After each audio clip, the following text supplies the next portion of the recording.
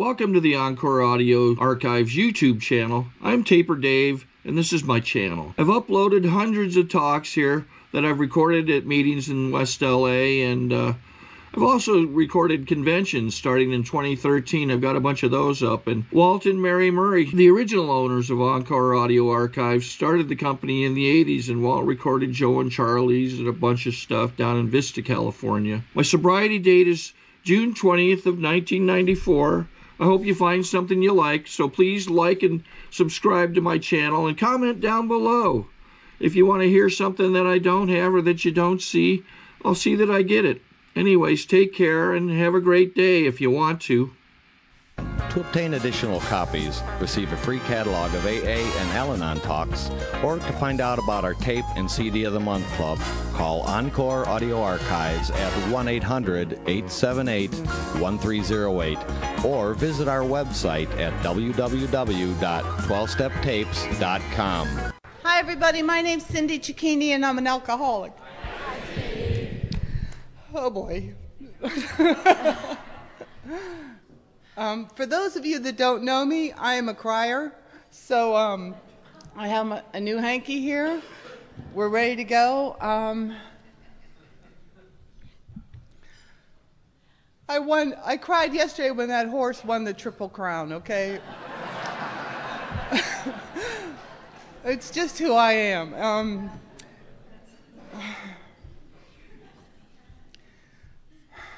And you know, Alcoholics Anonymous takes my breath away. You can't hear me? Okay. Can you hear me now? What are we going to do? Can you hear me now? Okay. All right. I'll just kind of stand over here. Does it seem like I'm yelling? Okay. My brother used to call me Siren Mouth Cindy, so I have an issue with being too loud. Sometimes they just call me Siren Mouth for short. Anyways, all right. So first off, I want to thank Shirley for asking me to be the speaker today, and I want to thank the entire committee for all the work you do. I've watched it during the weekend, and you do so much work, and Mike and I have enjoyed ourselves. I'm going to get okay in a minute here. Just stay with me, it'll be okay. But we've really enjoyed ourselves and we love being here. It's been a great time. And, you know, Mike went out to golf yesterday and he left the hotel to golf, and I said to him, could you stop at the pharmacy and buy me some clinical strength antiperspirant? And I don't know if it's working, I hope so. But, this was not on my bucket list. I don't even have a bucket list. And now I'm thinking I should do a bucket list. But it takes my breath away how you could take a girl like me and turn her into a girl like me. Someone that shows up, someone that stays, someone that, you know, just goes to work, those simple things. And I know the Sunday morning speaker is supposed to be spiritual. And, you know, my favorite thing about that hotel room we're staying in is that mirror, that magnifying mirror. That's how spiritual I am.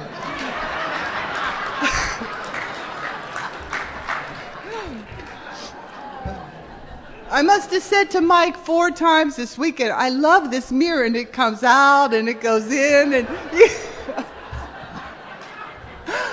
I said, maybe we could get one at home that's like I could Velcro it to the wall or something. And so, anyway, all right. Now that I got that out of the way. Whew. So, my job here this morning, I'm here to represent the women too, right? I mean, I'm the first women speaker. We've had all these great guy speakers.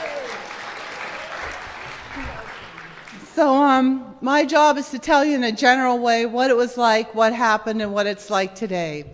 And I only have one story, so here it goes. I grew up in Pittsburgh, Pennsylvania. And I grew up in one of those houses that look really good from the outside. We had a white picket fence. And you know, I want to tell you that picket fence had no chip marks. So it was like white all the time, year round. And I grew up in the 50s and 60s, long before weed whackers. I have a mom and a dad and an older brother, and our house was meticulous, and that picket fence, there was no weed whacker to cut the grass around the fence. So my dad, what he did is he had 2 rings on that fence, right? And then he pounded these poles into these stakes into the ground. And what he would do on Saturdays, he'd pick that fence up off the stakes, put it over the side, cut the grass, and then put it back down. And there were no little blades sticking up around that fence. It was perfect. In our windows, all the white around the windows, there was no chip paint. And my dad would wash the cars, and my mom is one of those really good moms. We even had bread and butter on the table every day, and we'd have like a vegetable and a starch and a protein, and we'd all sit at the kitchen table, and we'd have dinner. My mom would make a really nice dinner, and then my dad would get all cleaned up on Saturday night and go out with another woman.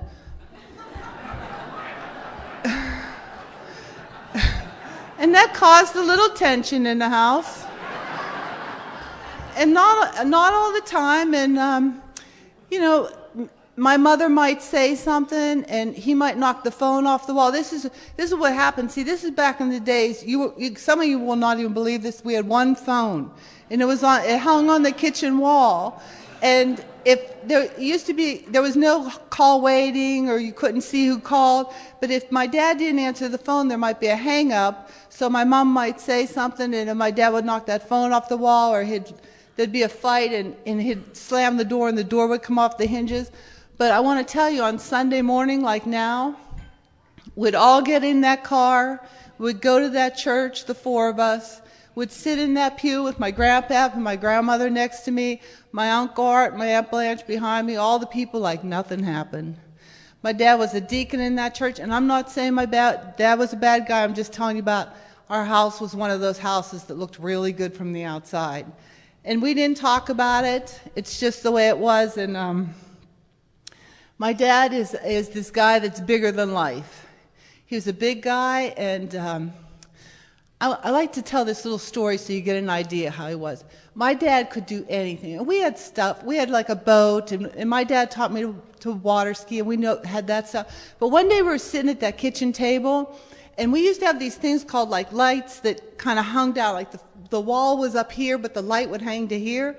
And there was a mouse, and the mouse was hanging its head over the light, like looking down at us. And we're like, hey, there's a mouse. And my dad said, give me a rubber band. True story. How could you make this shit up, right? Sorry. But my father got a rubber band, hit that mouse square in the head. The mouse went like, whoa, and fell on the floor, boom. And my dad grabbed it by the tail, took it outside, beat it against the side of the house, came in, washed his hands, and we finished dinner. Like nothing happened. So, anyways, there wasn't a problem my dad couldn't solve. Another thing about growing up, I was born without my left hand. And a lot of times you'll see me, I have one hand. A lot of times you'll see me, I have 2 hands. This is actually a new hand. This prosthesis, I know it looks good.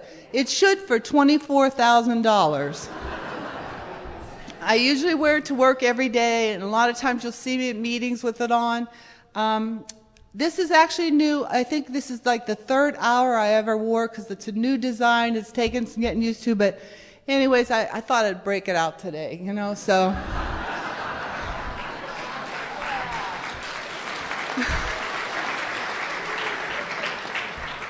So, growing up with one hand, what I want to tell you is I came into the rooms of Alcoholics Anonymous, and people talked about feeling different. And I had that feeling of feeling different pushed down so far, I didn't want to be different, that I sat there and I consciously thought, I don't feel different. Now, meanwhile, I have one hand. You know? When I was in 1st or 2nd grade, I wanted to be a brownie. Kids want to be brownies. And I remember my parents coming into the living room. I was sitting there watching television or whatever, and they came in and they said, the brownies just called. You can't be a brownie because you have one hand. I know.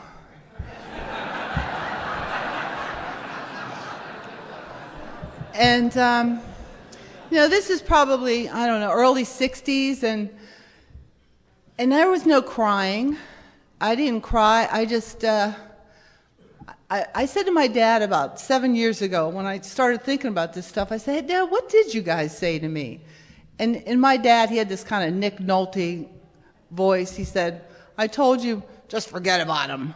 Well, how do you forget about the brownies when all your friends are dressed up as brownies on Tuesdays? But I did. And probably right then I started that, screw you, who needs you anyways? And that's one of those character defects. Screw you, who needs you anyways? And I'm just like the little soldier that just goes on. And when I turned 20 years sober, my friends were going to buy me a brownie outfit. and thought I could wear it around the house on Tuesdays. Someday. But and there were other things. I mean, I was a rainbow girl, and I don't know if anybody even knows what that is anymore, but hey, what about the secret word? And, but I remember when my Aunt Doris called and said, well, they're checking into it because they walk the new candidate through the colors with their right hand. I mean, really? And I just thought, well, I hope, or whatever hand, I don't know, whatever. It was like they had to check to see if I could be a rainbow girl because I didn't have a left hand. And, I mean, people say goofy things to you when you have one hand, but I know a couple things. One thing is, I'm not alcoholic because I have one hand. And the other thing is I didn't take a drink and felt like I had two hands.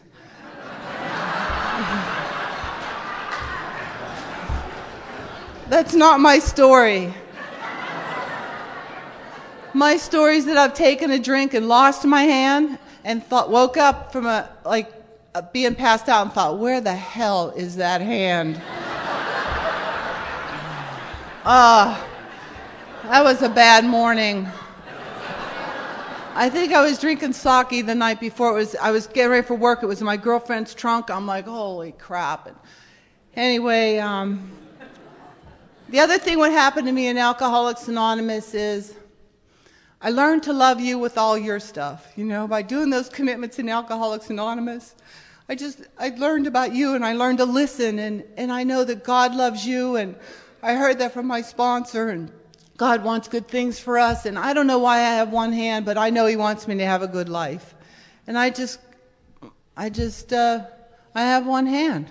And, I'm Vic Dobie's daughter, so it's not like I was allowed to sit around and feel sorry for myself. My dad taught me to do backflips off of high dives, and I know how to water ski and snow ski, and, I'm that person. Sometimes I probably did too much. I could have backed off a little bit. Asking for help is not a strong suit of mine, but when I do ask for help, I want it now, okay? So I said to my husband this morning something like, can you button this for me? And the poor guy's in the middle of doing something. It's like, now. But, yeah, so anyways, yeah, I have one hand. And so I grew up in this house. Like I said, I have an older brother. He's 6 years older than me. And I grew up in this house, and I go to high school in the 70s. I graduated from high school in 72, and it's the time of peace, love, rock and roll, and I don't remember my first drink. I'm going to high school, and I started drinking that Boone's Farm and that Strawberry Hill and Ripple on Fridays, and sometimes I'd go visit. I remember I had this friend in college and would drink Southern Comfort, and I love the effect caused by alcohol. I just love the effect caused by alcohol. And I'm not an alcoholic. I've been sober for 28 and a half years.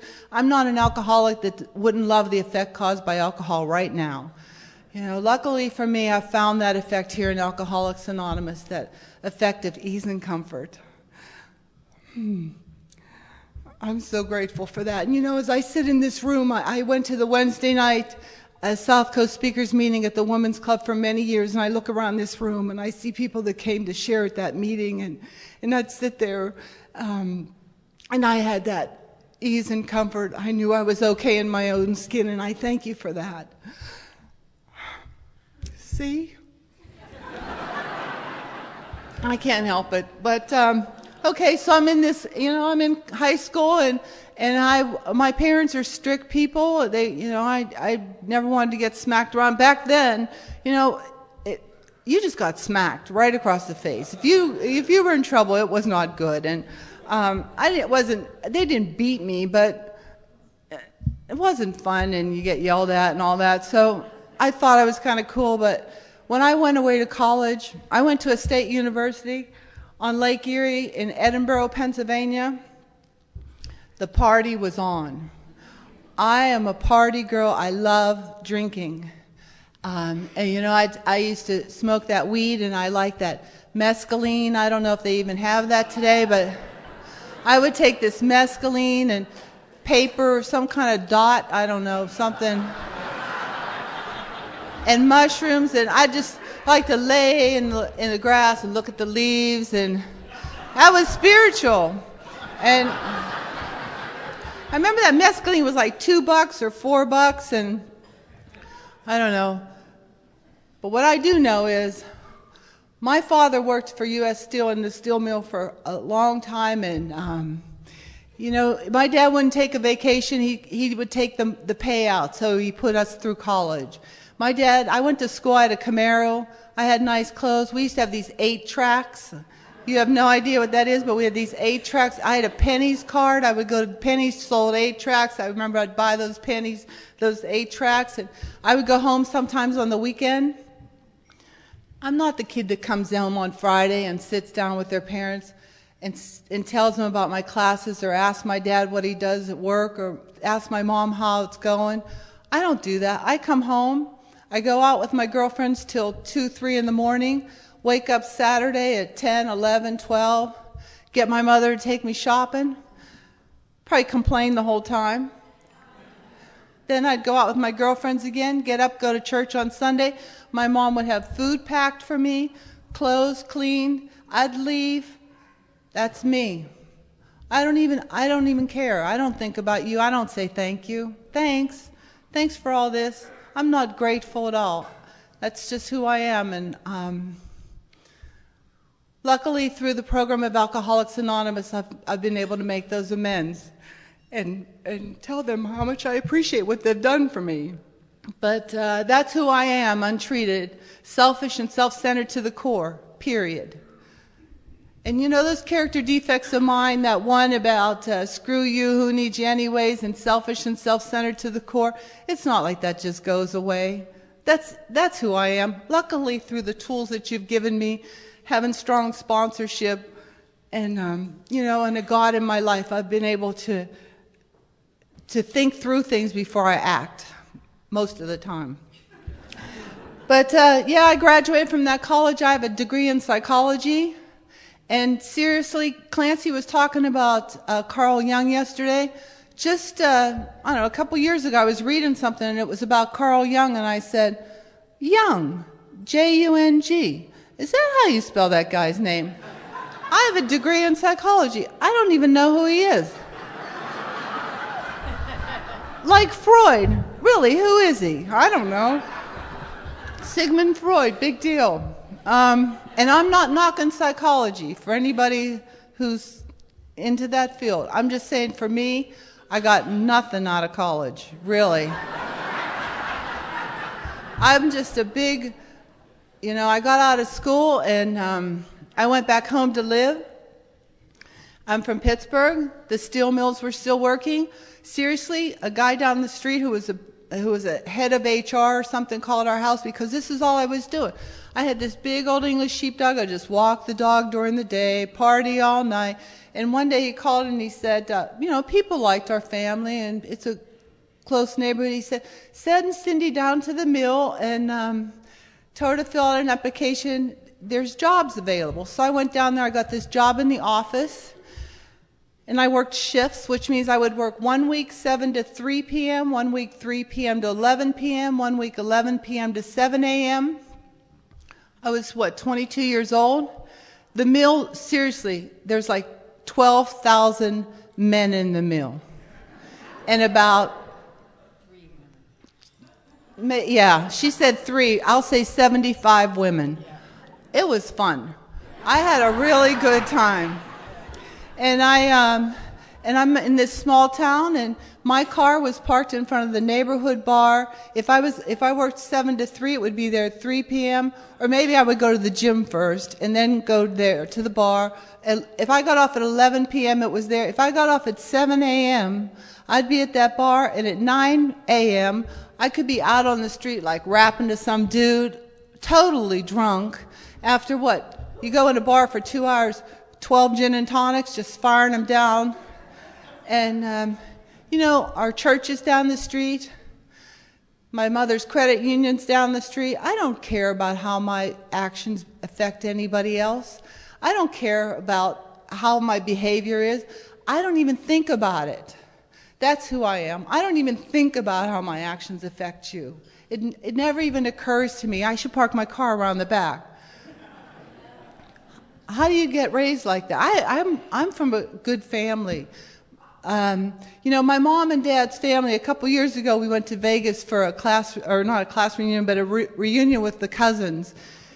Cousins, everybody on both sides, my mom and dad there's 6 siblings. Everybody talks. Nobody doesn't talk. And that's the family I'm from. And, you know, I don't care about anybody but me. And I'm in Pittsburgh, you know, and in 1980, the Steelers were coming to the Super Bowl out here. And they were going to Pasadena, and so was I. And I talked these 2 girls in a bar into driving out here with me. And, you know, we did. I think we got here in 3 days or 2.5. They kept saying, "Can we stop?" I'm like, "Why?" I had all this, you know, speed. And I remember I had a case of Iron City beer, which you probably never heard of, and in the trunk, and Iron City, and and we got here and we went to that game that night. I got tickets and we went to the game, and after that game it was so crazy. It was just crazy. And I got pulled over from the police that night, but this is now 1980. It was a lot different then. And we were going to Marina Del Rey, where the Steelers and some fans of the Steelers were going to be. So I had these girls in my car. And we go over to Marina Del Rey and we're partying, and then everybody says, "Hey, we're going to this other club." Well, see, the kind of friend I am, if you're not right on my heels when I say we're going, I'm leaving you. And that's what I did. And I remember driving away from that club, following this other car, and seeing those 2 girls from Pittsburgh like this. And I just thought, they're just slowing me down. I'm not proud of that, but that's who I am. I don't care. I was staying at my girlfriend's house in Garden Grove, and I dropped them off at a hotel when we first got here. And I remember them coming the next day because I had their luggage in the trunk of my car. And they gave me that look. And all I could think is, why don't they just get out of here? And you know, those 2 girls reported to my father in that steel mill. My dad was their manager.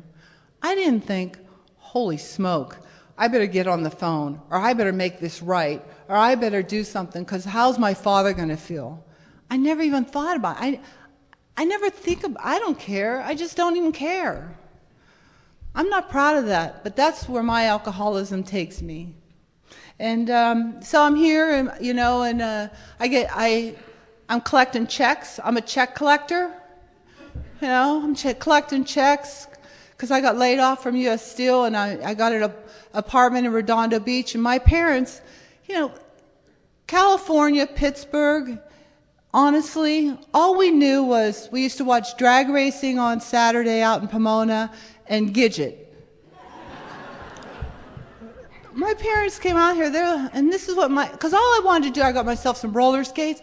I just wanted to roller skate on that strand in Manhattan Beach and drink all the time. And my dad and mom came out here, and they're like, what the hell you think you're going to do, Cindy? Roller skate through life?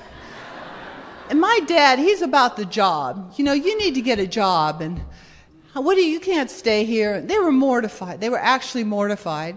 And I stayed, and I got a job, and I'm living in this apartment, and now I'm at the point where I'm waking up in the middle of the night or in the morning, and I vomit all over me.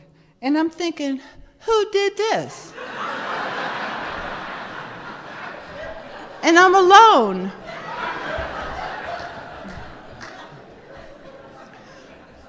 And all my friends I had a couple friends from Pittsburgh that lived in Redondo Beach, and everybody just drinks and parties like me. And I sort of thought everybody did this. And I got this job, you know, I could always get a job. And then I got another job, and I was working for an oil company in the City of Commerce, and I had a boyfriend at that job, and he was a nice guy. He really liked me. I was young. I was, 28 years old. But there's no telling how I'm going to behave. There's no telling how I'm going to behave once I start drinking. And if you tick me off at all, or if it seems like your world isn't revolving around me, I got to go. Screw you. Who needs you anyways? And I'll just leave you wherever we are. And I go home, and I pass out, and I come to, and I have that. Did it happen or didn't it happen? And then I get that sick feeling. It happened. And what I do is I take a drink to solve the problems caused by my alcohol. And that happens with jobs, with girlfriends, with boyfriends, with anybody. That's what I do. And really, they're all problems of my own making. And mostly because of alcohol. And what happened is I was living in Redondo Beach, and I don't know if my rent went up or what happened, but I was driving down PCH one day, and I ended up in Belmont Shores, and I ended up in front of this bar called Legends. And I went in there, it was a Sunday, and I thought, I love this bar. I'm moving here. And I moved to Belmont Heights, to 10th and Loma, and we used to call it Club Loma. It was just all single people. It had a pool, and it was just drinking all the time. And I met this new guy. Oh gosh, it was a match made in heaven or hell. But he used to drink this 151 rum, and I'll tell you, if you're not done, have some 151. Because that stuff will get you a seat here in Alcoholics Anonymous. I love 151 rum. It's not messing around. That is some good stuff. He used to say to me, I've never met a girl that likes 151 as much as you. And that stuff just lights you up. And I got a job at Douglas Aircraft. I'm working there at Douglas Aircraft. If my life depended on it, I couldn't tell you what I did there. But and it was a good job. It was like this management training job at Douglas Aircraft. And I couldn't make it to work because now I'm horrible. I remember I called one time and I told him I was electrocuted the night before.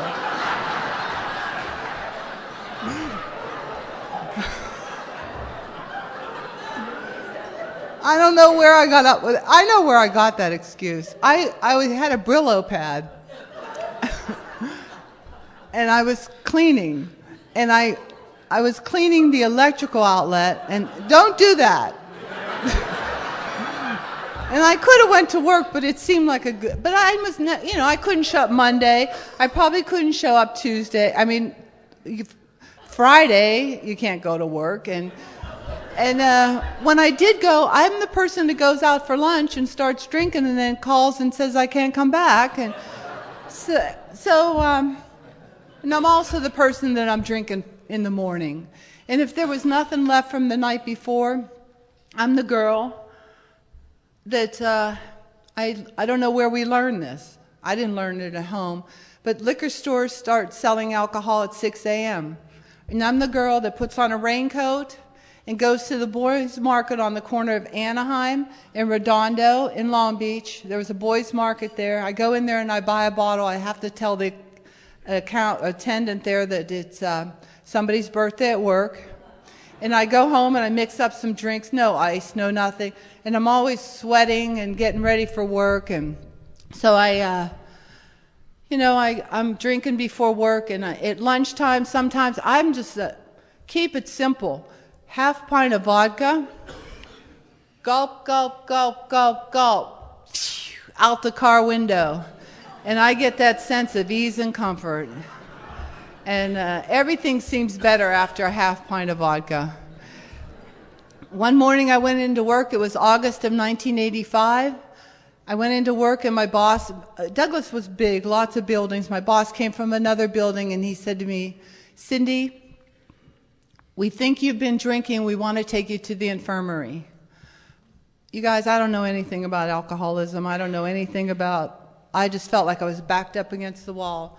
So what I did is, with all my brains, I took my badge and I left it on the guard's desk and I walked out. And I went home, and it was, I don't know what time it is, let's say it was 9 o'clock in the morning. I went home, and I have to drink to solve the problems caused by my alcoholism. And it was Friday in August, and it was, you get your check on Friday. So I had to go back around lunchtime to get my check. I got my check, and I was headed back to my apartment. And under the Long Beach airport, there's a tunnel, and I had a brand new RX-7. It was the cutest little car. I don't know if they make them anymore, but they used to have these hidden headlights, and mine was smacked up so much the one headlight was like winking all the time. It always got fixed because I can't drive a wrecked up car, but there was one light that just couldn't get it together. And so I was headed back to my apartment, and I smacked my car up against the side of the tunnel, and the police came and they took me to jail. Now, to obtain additional copies, receive a free catalog of AA and Al-Anon talks, or to find out about our tape and CD of the Month Club, call Encore Audio Archives at 1-800-878-1308, or visit our website at www.12steptapes.com. Something I was never going to tell a soul. They handcuffed me to my belt. It was pathetic. And it was a tied belt, and I couldn't get out. But they took me to jail, and seriously, I thought I was fine. It was about 11 o'clock in the morning, and my alcohol content was 0.32. That's not the highest I've heard around here, but I think it qualifies me, especially because it was morning drinking. And I got out of jail, 1985, I got out of jail like 5 o'clock that afternoon, and I go home, and my boyfriend was playing softball down in Seal Beach. I got to get out there among them, I can't miss anything. So I go to that game in the same clothes I've been to work in, I've been to jail in, yeah. And I go to that game, and I'm drinking, and I'm a girl that I always knew when I was going to go down. I had so much time, and then I was going to pass out, and I wanted to be safe, and this is what I do. If we were here, say, and I thought I was going to pass out, or we were outside more likely, and I knew where your car was, what I do is if you don't leave the doors open, I lay on the hood. I call myself a hood layer. I lay on the hood, and I use the windshield kind of as for my back, and I pass out. And he came out of that game, and he's like, "That's it, we're done." Well, I've heard that before. Just take me home. So he takes me home, and the next morning I wake up, and I had that, did that happen, or didn't it happen? And that was a bad day. That was a bad day. And I called my father in Pittsburgh, and I said, "Dad, I think I have a problem with alcohol. I need help." Now, what I meant was, please send money.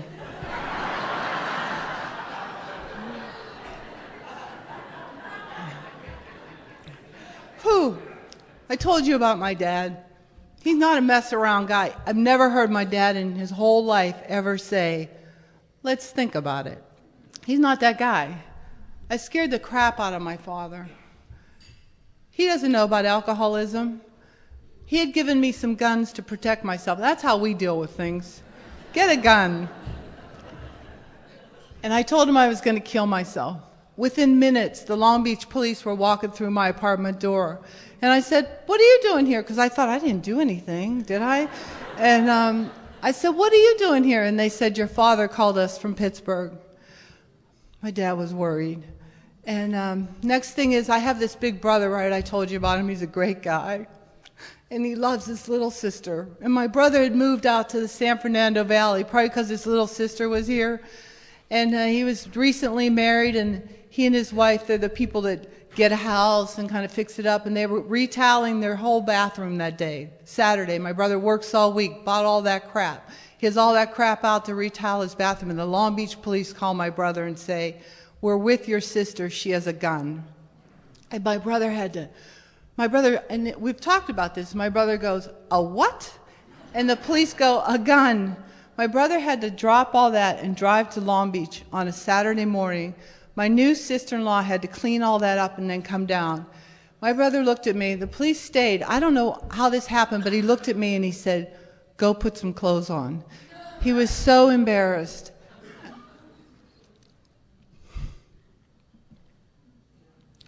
I'm not proud of that. My father was here on Sunday. My parents were divorced then, but friendly, and because they're good people, they love their kids. And my father was here on Sunday, and he came, and through different circumstances, he got in touch with a friend of our family who was a well-known heart surgeon in Pittsburgh, and he was a friend of Clancy's, and he was in Alcoholics Anonymous. And he told my dad to take me to the Pacific group on Wednesday night. Now, my dad's never been to AA. I've never been to AA. But he was calling the shots. And I went to AA with my dad that Wednesday night. It was hell those days with my dad, because I need to drink alcohol. I would run over to that boys' market, say I was going to the store, hide bottles in the bushes around my apartment in Long Beach, just drinking vodka out of a bottle, because I need alcohol. And my dad took me to the Pacific group, and we were told to meet Clancy out on the stairs, and we went there, and my dad and Clancy are having a conversation. I wish I had a picture of this, but I have a picture in my mind. And my dad, I told you, let's solve this problem, and a lot of it has to do with a job. And he's going to Clancy, can she get the job back? And you guys know Clancy. He's like, I don't know. And my dad said, well, what can I do? And Clancy said to my dad, there's not a goddamn thing you could do. She's got to do it. And I thought, now that's rude. Here's a guy, came all the way from Pittsburgh, brought his daughter up to LA. We waited in this big long line to get into this meeting, and that's all he could say. And Clancy took us into the Pacific group that night. It was my first meeting. And he walked us down front, and he set us like right over here. And he sat me next to this couple, and the gal was pregnant, and she was blonde, and she was pretty. And she was from Lakewood, and I think Clancy thought, well, I lived in Long Beach, she lived in Lakewood, maybe I would call her, whatever. And I remember when they asked for people in their first 7 days of sobriety, she raised my hand. And I'd been drinking that day. I smelled like alcohol. And they have a piano up here. My dad bought me a big book of Alcoholics Anonymous off the piano that night. I don't remember much about that meeting. I do remember one of the 10-minute speakers, she was a girl, and she said that she would drink in the morning and look in the mirror and think there's something wrong with this picture. And I didn't think, oh, yeah, I feel like that. No. But it registered with me. And I had to stay in Long Beach for about a week or two, and my dad stayed with me, and we walked through that stuff, and my dad packed up all my crap, and he drove me back to Pennsylvania, and my parents put me in a 28-day treatment program. And, you know, I thought while I was in there that I was getting Alcoholics Anonymous. I mean, I was getting it. They had it. They had the message. And I thought I had it. But you know what else I learned in there? I learned about drinking NyQuil and Listerine. And I got out, and I was probably sober a couple days, and I started drinking NyQuil. And I would drink Listerine, and I would drink anything that had alcohol in it. And I would drink alcohol when I could get it, but that's who I am. And a retired couple would pick me up every night and take me to a meeting of Alcoholics Anonymous. I got out of that treatment program, I think, in October. Every night, sometimes they would shake me. My mom wouldn't be home. I was living in the house with my mom, the house I grew up in. My mom is a nice lady, really. She's a fine, classy lady. And my mom looked so sad and gray. It was a sad time. And I would go to a meeting, and I wanted to be sober. I did, but I couldn't put down that alcohol. I couldn't imagine life without alcohol. And my dad was over at the house one day, and I said, I'm going to commit suicide. And I'm like, I want to commit suicide. And this is what my dad said to me. Go ahead. I'm going golfing. And I thought, uh-oh, this is not going well. And shortly after that, on a Saturday night, I don't know what kind of meeting it was. I can't tell if it was a speaker meeting, participation meeting, what it was. But I went home that Saturday night, and I went up to my room that I grew up in, and I walked in that room, and I had that moment of grace. And I smelled this funky smell in the room. My mother is clean. My mother washes bananas. Yeah, she's clean. And this funky smell, and the funky smell was me. And it was like this funky Listerine, not fresh breath. And I had that moment of grace where I thought, I don't want to die. I don't want to live like this anymore. And the next day was a Sunday, and it was November 2nd, 1986, and I went to 3 meetings that day. Now, I didn't tell anybody this was going to be my first day because I didn't know if I could do it. And I got that first day. And I remember the second day, I went to another meeting. They used to have this hot dog meeting on Mount Washington in Pittsburgh. I went to that meeting, and I wasn't telling anybody. They don't really ask for newcomers, or I don't remember. But I remember this guy at the meeting had 18 years, and I thought, if I could just get 18 days. And, you know, I just kept going to meetings, and I got this little job in Pittsburgh. It was around Christmas was coming, and I would spray cologne in the mall. I was one of those people that chased you down and sprayed you with alcohol. I mean, yeah, just about, right? And at Christmas, like right after Thanksgiving, for a couple weeks, I was dressed in a full-on reindeer outfit, big head, my nose lit up. I had this little button in my paw that if I went like this, my nose lit up. And if you bought Polo cologne, you got your picture taken with me. It was an awesome job, $6 an hour. Loved that job. And I'm doing that, and I'm going to meetings all the time. I don't have a sponsor. This retired couple picked me up. After a couple weeks, I remember saying to the man, he was in AA, she went to meetings, his wife went just for the donuts. But I think she was nice. And they never said to me, you smell like alcohol. Never once. That's Alcoholics Anonymous. That's the love we have in this room. For a newcomer, we don't judge you. You just keep coming back because we don't judge you. We want you to be sober. We want you to have a good life like us. And after a couple weeks, I said to this man, I said, hey, Chip, I have like 2 weeks of sobriety. He said, I'm so glad. I'm so happy for you. He never said, we knew you were drinking the whole time. Never. Never made me feel bad. And after about 6 months, about 6 months, that boyfriend got in touch with me, and he said, why don't you come back to California? I went to my dad, I went to my mom, and I said, I want to go back to California. And my father said to me, Cindy, if you're going to drink anywhere. And you know, my brother was here, and so I came back to California. And this is who I am. It's 6 months of sobriety. I left on Mother's Day. Yeah, pathetic. But, you know, self-centered, self-seeking, that's me. I probably went to church with my mom, couldn't even go to brunch. I remember my parents driving me to the airport. They were worried. And I came on Mother's Day, which is a Sunday, and on Monday night, I was living in Hawaiian Gardens on Monday night. I looked at that directory, and I went to the Monday night Seal Beach speakers meeting. And they said, you know, is there anyone from out of town? I raised my hand and I said, my name's Cindy, I just moved here from Pittsburgh. And at break, this girl turned around and she said, hi, my name's Cheryl, welcome to our meeting. And I said, you know, you look familiar. Where do you go to meetings? And she said, I go to the Pacific Group. And I needed a sponsor. I didn't know anything about that Pacific Group, even though I'd gone like 3 times, but I didn't know anything about it. I would have never asked her to be my sponsor.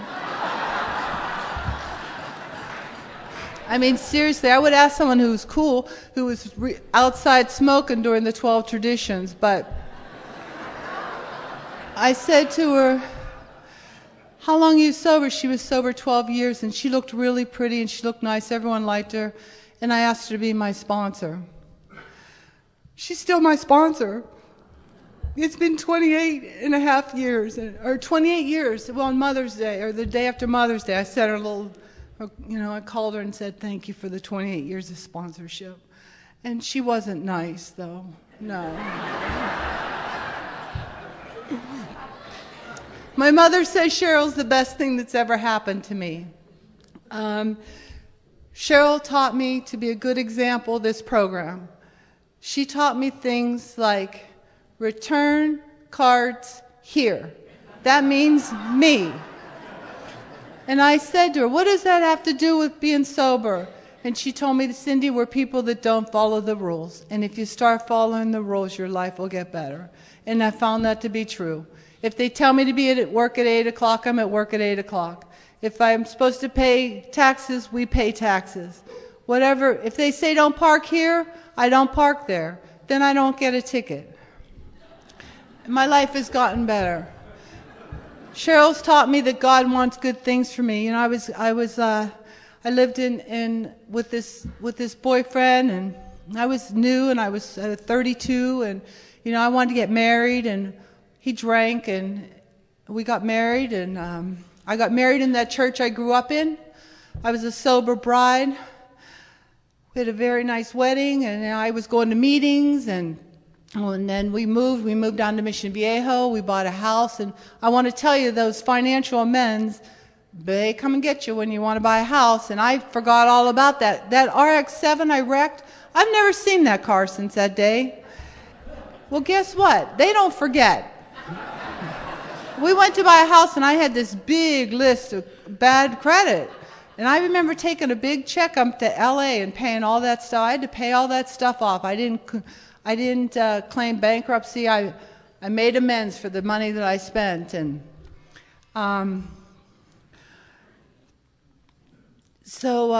you know, we got married, and we moved to Mission Viejo. We bought a house, and I got another job, and everybody at work has those master's degrees. Well, you know, I'm one of those people. You know, you got one, I want one. So I had to go back to school, and I applied for school to get an MBA, and like they were like, "Are you kidding me? You?" And with these, you know, they call your college and get records. Well, I had the president of the company and everyone write letters, and I got into Pepperdine on probation, and in 1999 I graduated with a 3.76 grade point average. And yeah, I'm not smart, but I'll tell you what I learned. I learned how to suit up, show up, do my commitments on time, be part of a group, and kiss up. I was no longer that pain in the rear end student. I was the one that was like, I'd call those professors on Sunday, I love this stuff. It is so interesting. And sometimes I would read a whole chapter in a book. This is true. I'd sit there for so long. I'm not the brightest bulb. Anyways, I'd read a whole chapter. I'd get to the summary, and I'd think, did I read that chapter? What was it about? Because all I'm thinking about is what I'm going to wear to work tomorrow. So anyway, this guy turned up being an alcoholic and had come to AA, and he was a good guy, good guy. Everyone liked him. But he'd come to AA and he'd drink and he'd come to AA, and one time I called Cheryl. I remember I was actually working in Hawaii. I called Cheryl and I said, Rod's drinking again, and she said, you guys need a break. And there was no arguing, all the arguing, the bribing, all that was done, and I just said we need a break, and we split up, and she told me to do that with dignity and grace. Now, I don't know about you. Sometimes you're talking to your sponsor, or I'm talking to my sponsor on the phone, and especially when I'm going through a lot, it's like it's all you could take, you know, and you go, okay, and then you hang up and you go, what does that mean?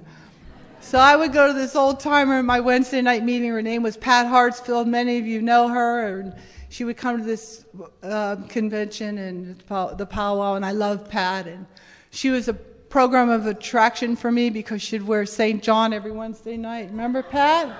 I loved her. And I went to her and I said, what does that mean? And she said, to do it without a lot of drama, Cindy, and you're not to drag his name through the mud in AA. And I believe I did that. I told a few of my close friends and my family. My family and friends carried me through that. It was not a good time. I know my sponsor had close eyes on me during that time, and I adore my sponsor. I adore her, and I know I'm the person I am because of Cheryl. So if you don't like me, talk to her. So anyways, we got a divorce, and I would go to my Wednesday night meeting. There was a group of us that went out to coffee, and I had a buddy, and my buddy Mike, and we would hang out and go to meetings, and then I started liking him. But you know, what I learned here is I could tell people and I could ask about it. So I told my sponsor, I told all my friends, I told all the girls at the gym, and one night we came home from a meeting, and I said, he was dropping me off. I said, you want to come in for a minute? Which was unusual. He said, okay. And he comes in, and I said, I think I sat down on the couch, and then he stood up, and I stood up, and he sat down. It was weird, and we're like 48 years old, and I go, you know, Mike, I'm starting to have feelings for you, but I don't want it to ruin our friendship. And he said, I like you too. And I gave him a little kiss, and I said, oh, okay, I'll see you tomorrow. And he went home, and we started dating, and we got married. We've been married 10 years now. We have a good life. And you know, it was different. Mike was a cyclist, and after I think 6 months or so, he was going to the Tour de France to watch those cyclists, and he said, why don't you meet me in Paris at the end? And this is how different Alcoholics Anonymous was for me. I was divorced, and I had a niece and nephew at the time. They were in their like 6 and 3, and one of the first, I called Cheryl first, and Cheryl said go, and then I called my mom. And I said, Mom, would you be embarrassed? Because she knew Mike. I said, Mom, would you be embarrassed if I went to Paris with Mike? And she thought about it. And then she said, no, you go and have a good time. And I called my sister-in-law, and I said, would that be okay with Kevin and Krista? She said, go, have a good time. But that was my thinking. That's what you did to my thinking here. I just think about other people. And, you know, Mike and I, we were born on the same day, same year, if you could believe it, March 12th, 1954. And we got married on our birthday 10 years ago. We had birthday candles on our birthday cake, and it was a really nice event. And we got married in Long Beach, and our friends from our Wednesday night meeting were there, and our sponsors and our family. And so what do I want to tell you? I want to tell you a little bit about my family. So my father lived in Phoenix for many years. This is the kind of guy my dad is. My dad moved to Phoenix, I think at 75, never even saw the house. My brother went over there, found him a house. My dad sent him the money. He bought a house. He loaded up a U-Haul and drove to Phoenix. And he lived over there. My mom was in Pittsburgh. And I want you to know, every Mother's Day, every mother's birthday, I was with my mom. And my parents would come visit me in California, and I would go visit my dad.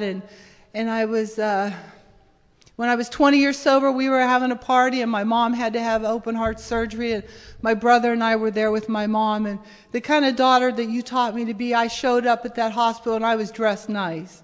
And I talked to those doctors respectable.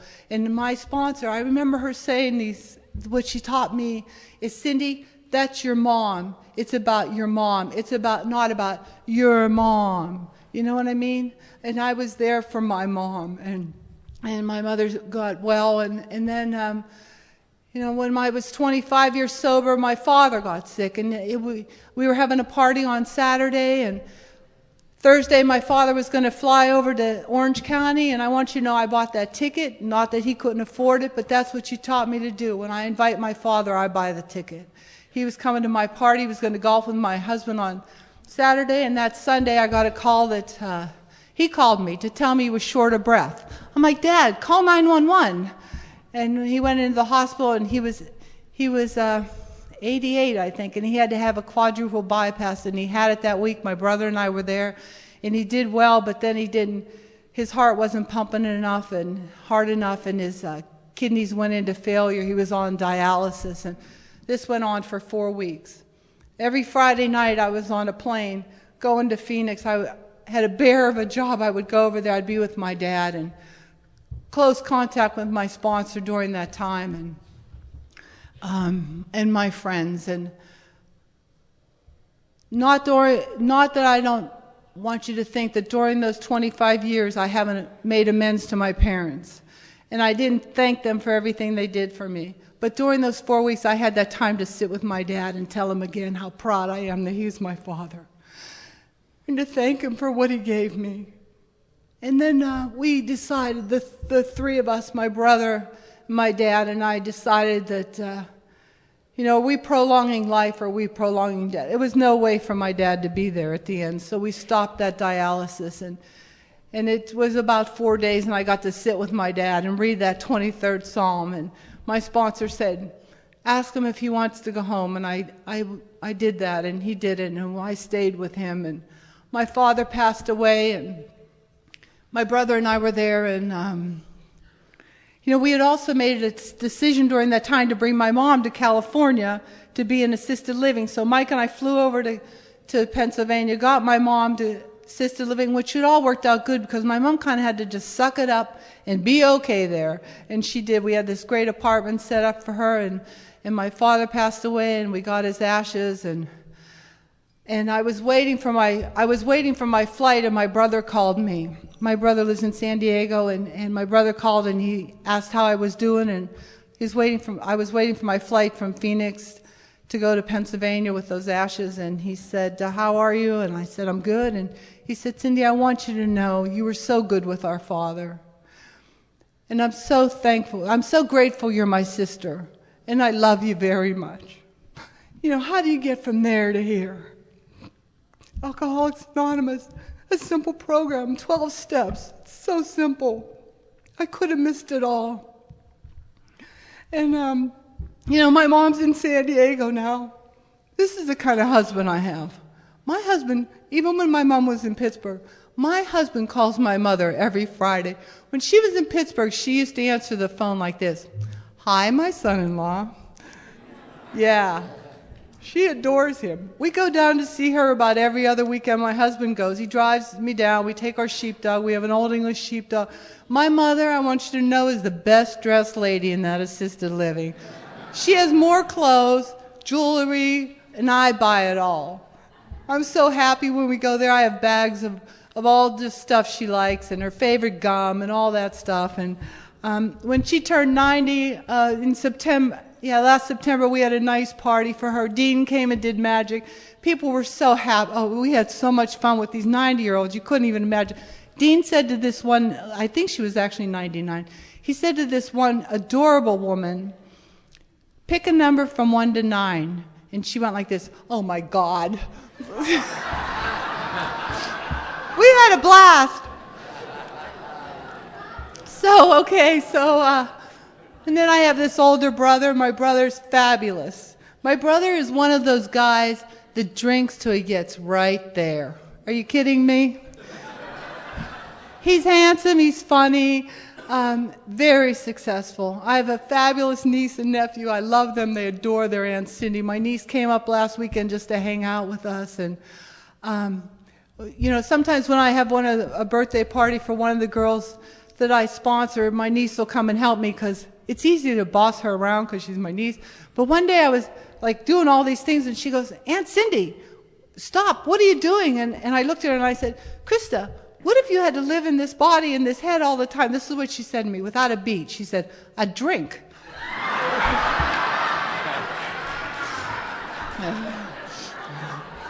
Yeah.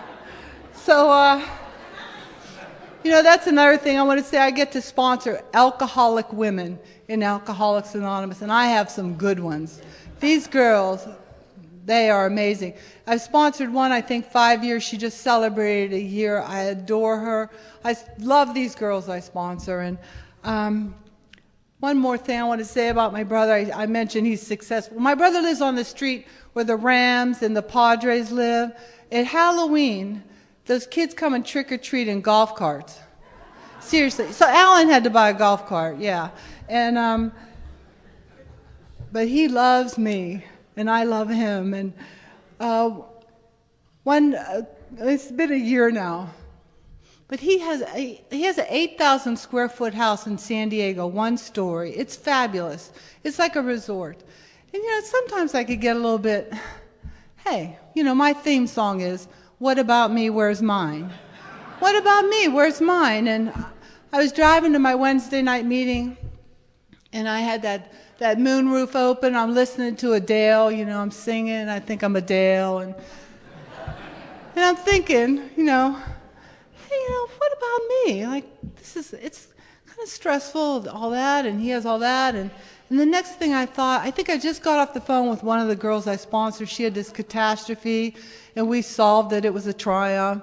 And then I thought, what about me? You know, I get to be here with you. I have all this. I have a God in my life. I'm an alcoholic. I'm way overpaid in Alcoholics Anonymous. Thank you for listening. Thank you.